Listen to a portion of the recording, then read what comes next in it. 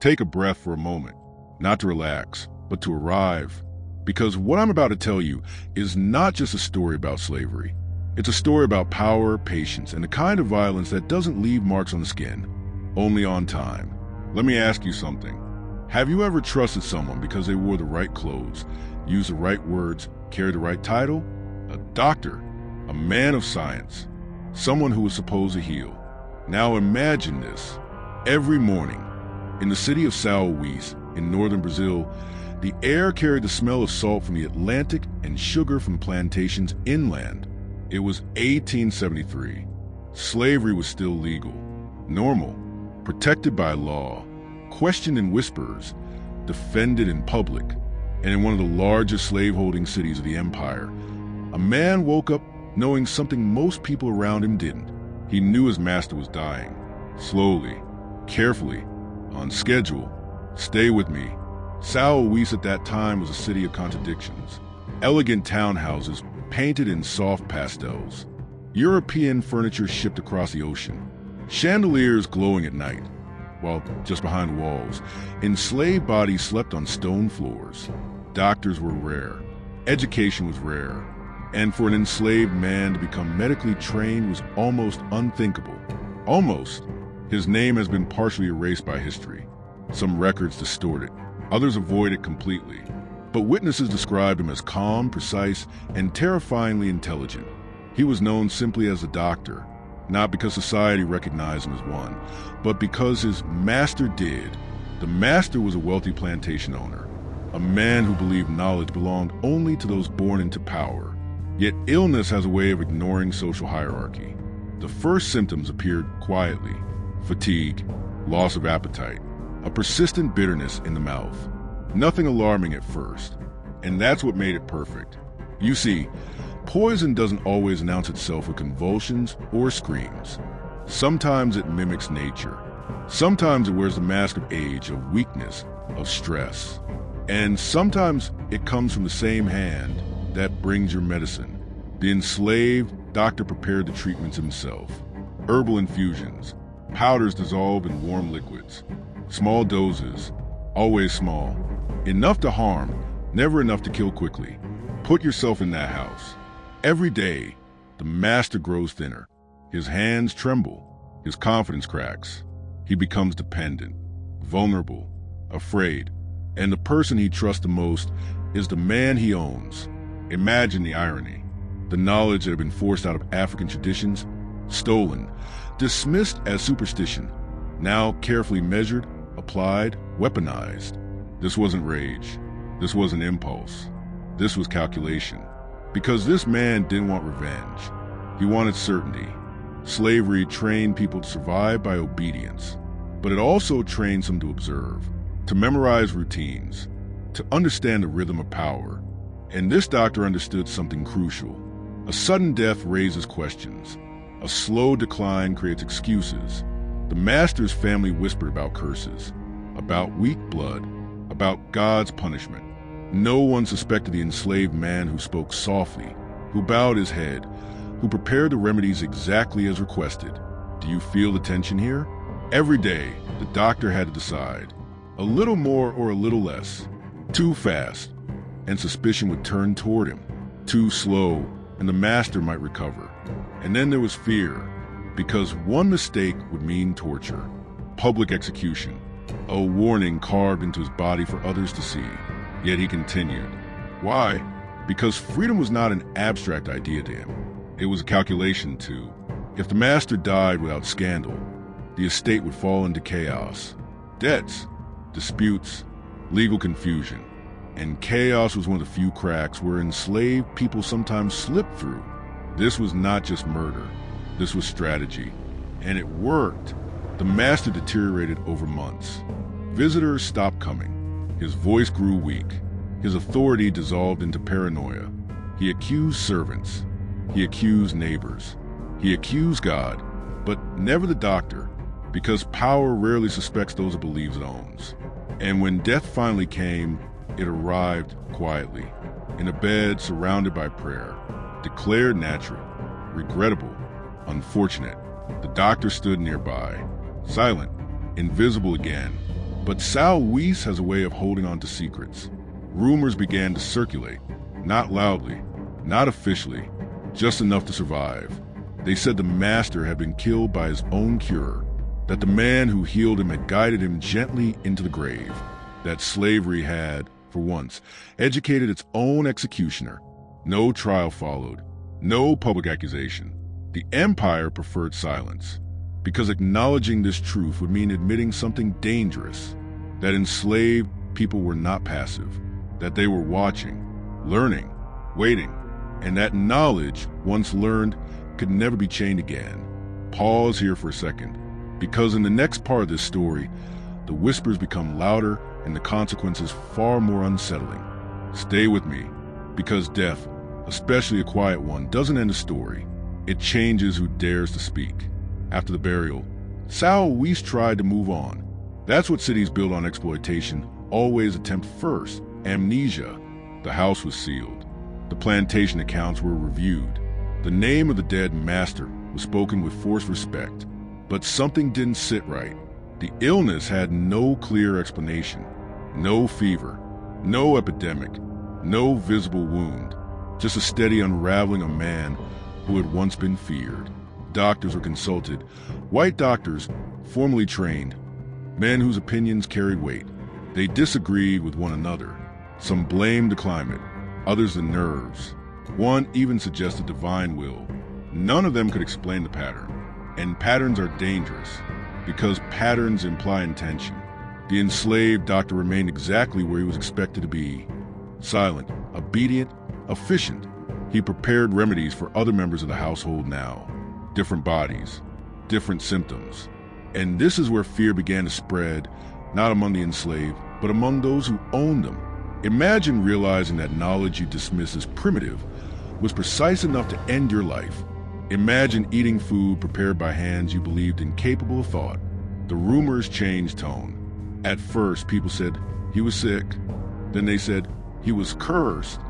Then quietly, almost playfully, someone said, what if he was treated to death? That phrase didn't exist in official language. It lived in kitchens, corridors, taverns. It slipped between conversations and vanished when authority entered the room. But it stayed. Plantation owners began to alter routines. Some banned enslaved people from preparing medicine. Others insisted on overseeing every treatment. A few sent for doctors from other provinces, desperate, suspicious, embarrassed. Because if the story was true, it meant something unbearable. That mastery was an illusion, and illusions, once broken, don't return quietly. There was no formal investigation. That part matters. The legal system of the empire was not designed to seek justice. It was designed to preserve order, and investigating this case would have forced the state to acknowledge an enslaved man's intellectual autonomy. So instead, the state did what it always did best. It erased. Records became vague. Names blurred. Dates conflicted. Testimonies were never written down. Official silence fell like a heavy curtain. But silence is not absence. It's compression. Inside the enslaved quarters, the story traveled differently. It wasn't told as a confession or a boast. It was shared as proof. Proof that knowledge could be sharper than a blade. Proof that obedience could be a disguise. Proof that waiting could be a form of resistance. No one said the doctor's name out loud. Not because they didn't know it, but because names are dangerous. Names make ghosts easier to catch. Instead, he became something else. A symbol. They said he never smiled. They said he never rushed. They said he measured everything, time, doses, words. They also said he disappeared. Some claimed he was sold south. Others believe he escaped during the confusion of his estate's collapse. A few whispered that he stayed, blending back into invisibility, knowing that the most dangerous place to hide is plain sight. And then the story changed again, because fear doesn't stay contained. Once plantation owners realized this wasn't an isolated rumor, they began to imagine it everywhere. Illness became suspicious. Weakness became shameful. Trust evaporated. And paranoia has consequences. Punishments increased. Surveillance tightened. Enslaved healers were forbidden from practicing. African medical knowledge, once tolerated when convenient, was now framed as witchcraft, poison, evil. Think about that shift. When enslaved knowledge helped, it was ignored. When it threatened power, it was criminalized. This wasn't about one man anymore. It was about control. Because if one enslaved doctor could turn medicine into a weapon, what else could enslaved people do with what they knew? The elite sensed something slipping away. Not land, not money, certainty. And certainty is the true currency of power. There were no statues torn down, no public reckoning, no courtroom drama, just a quiet adjustment in behavior, the kind that reveals guilt without ever admitting it. Families began sending sick relatives away from plantations. Some refused treatment altogether. Others died faster, ironically, because fear replaced care. And all the while, the story lived on, not as a headline, not as a verdict, but as a warning, a reminder that systems built on domination create experts in survival. And sometimes, survival learns how to strike back. Take a moment here, because in the next part, we'll confront what history tried hardest to bury, the long shadow the silent crime cast, and why. Even today, it unsettles. Let's slow down here, not because the story softens, but because this is where it spreads. Long after the house in São Luís was emptied, long after the master's name stopped being spoken with reverence, the story refused to disappear. It changed shape. It adapted, like something alive. That's what frightened people the most, because revolts can be crushed, bodies can be buried, documents can be altered, but ideas don't stay where you put them. The story of the enslaved doctor traveled without paper. It didn't need ink. It didn't need proof. It moved the way warnings always do, quietly, urgently, mouth to ear. And every time it was told, it carried a slightly different weight. Sometimes it was framed as justice, sometimes as caution, sometimes as inevitability. But it was never framed as an accident. That mattered. Across Brazil, enslaved healers had always existed. Midwives, herbalists, bone setters, people whose knowledge came from generations before the plantation ever existed. Knowledge that slavery tried to use without respecting, without credit, without fear. Until now, because now fear had arrived. Plantation owners began to see healers not as tools, but as risks. African medical practices were increasingly labeled dangerous. Rituals were criminalized. Remedies were banned. What had once been tolerated was now persecuted, not because it was ineffective, but because it worked. And this pattern wasn't unique to Brazil. In the Caribbean, enslaved healers were accused of poisoning masters. In the American South, similar rumors spread through plantations. In British colonies, laws were passed specifically to restrict the medical practices of enslaved people. Different empires, same fear. The realization that knowledge could level hierarchy, that intelligence was not owned, that control was fragile. Now think about what that does to society. When power begins to doubt its safety, it overreacts, it tightens, it punishes preemptively. It becomes louder, harsher, more violent. And violence, when escalated, leaves evidence. That's why this story is important. Because while it wasn't a revolt with fire and blood, it contributed to something just as destabilizing: psychological erosion. Masters slept less, trusted less, lived with suspicion, and suspicion corrodes authority from the inside. Some historians later dismissed these stories as folklore, as exaggeration, as symbolic myths. But myths don't emerge in a vacuum. They emerge where something real left a scar. In São Luís, people began telling children a modified version of the story, stripped of names, softened at the edges.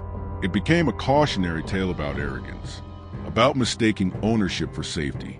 Even among free citizens, the lesson lingered. Don't underestimate those you believe are beneath you. Don't confuse silence with ignorance. Don't assume survival equals submission. And then there's the doctor himself. History hates figures like him, not because they are violent, but because they disrupt categories. He doesn't fit neatly into victim or rebel. He didn't shout.